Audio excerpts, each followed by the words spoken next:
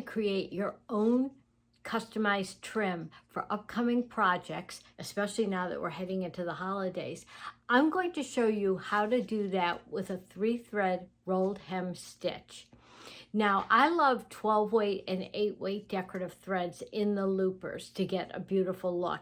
And you can create these chains with your right overlock needle with Serging thread and one thread in your upper looper, one in your lower looper. For bold, thicker chains, I love the 8 weight threads. If you like a finer chain, the 12 weights are absolutely beautiful, or you can mix them up too. But if you would like to incorporate multiple colors in your serger chains, as I did with this, I had red, gold, and 2 different color greens in the chain for this Christmas ball. There is a tool called Thread Fusion, and it's really like magic, but it's super easy to use. So let's go over to the machine and take a look at that. But before we do, I just want to mention a couple of things. As I said before, we're using a 3-thread rolled hem stitch, but your settings may vary depending on the weight of the threads that you're using, the number of threads that you're using, and the look that you want. Typically, my stitch length is somewhere between 1.3 to maybe 1.5 or 6. But again, the heavier the thread, you might want a slightly longer stitch length, and just play around and experiment to get the exact look you want.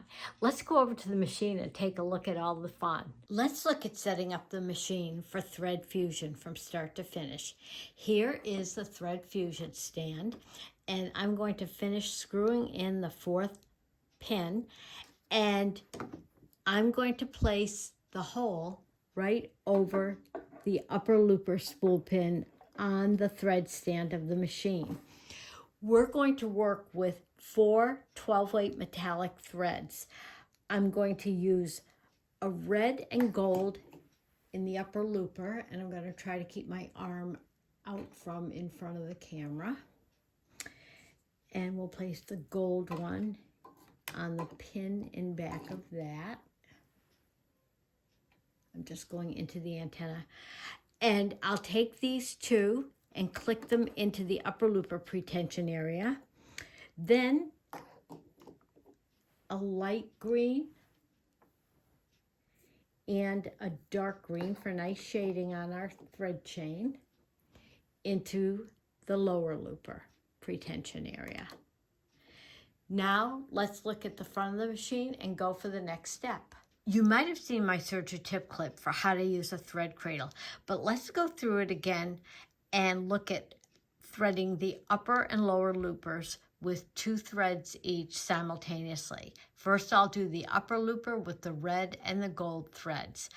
I have my threading tubes locked, so those are ready to go. I have my thread cradle, and I have the cut ends ready to thread through the threading path for the upper looper. And now the end has come out over here, so you can see that. And my loop is going to pull the 2 threads through. Get both of those, and I'm going to get those right into this loop, and I will pull it and bring those through. And here they are. Here are both threads. So it's very easy to do 2 12-weight threads at a time. Let me just pull those a little bit more just to get them all the way through. And now we'll do the lower looper, and it's the exact same thing. So I'm going to move this over so that you can see the tube for that. I'll use the same cradle.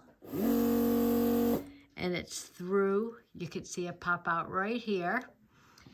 And now I'll put the light and dark green threads through that.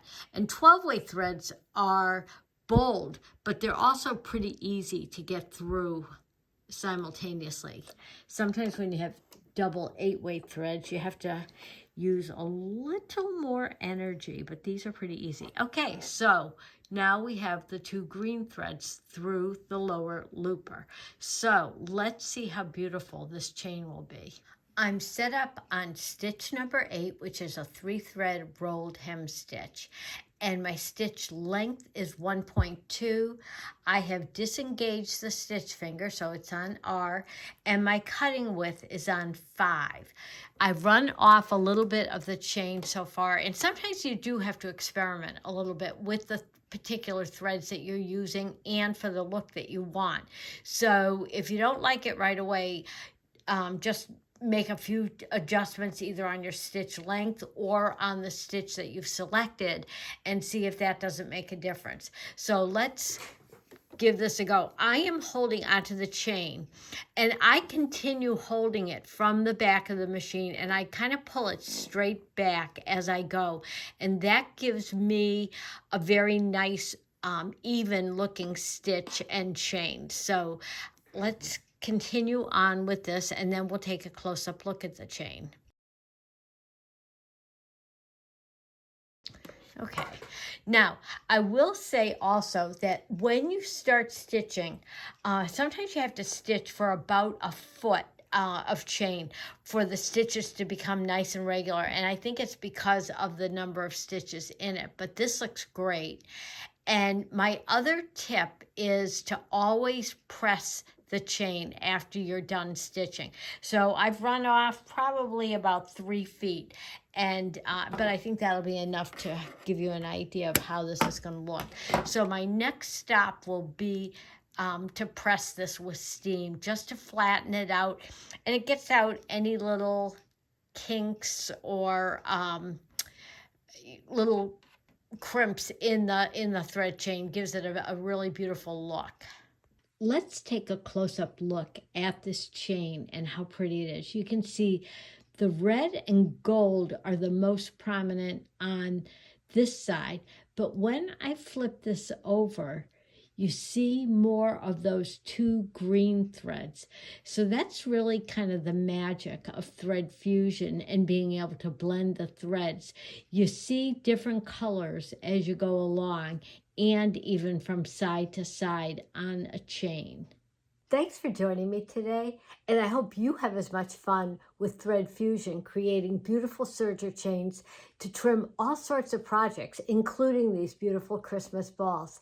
Happy sewing and serging, and happy holidays.